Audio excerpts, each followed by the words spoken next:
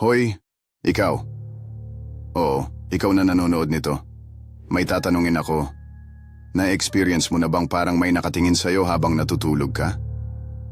Kasi ako gabi-gabi, may nakatayo sa pinto ng kwarto ko.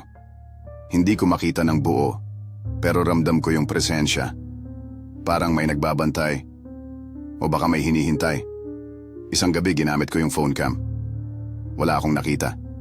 Pero sa salamin, may ibang mukha sa likod ko. Mukha ko.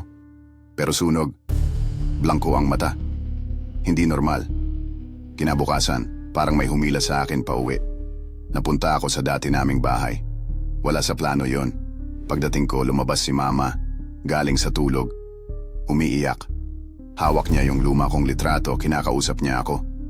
Sabi niya, "Anak, napanaginipan kita. Nagsusumbong ka raw.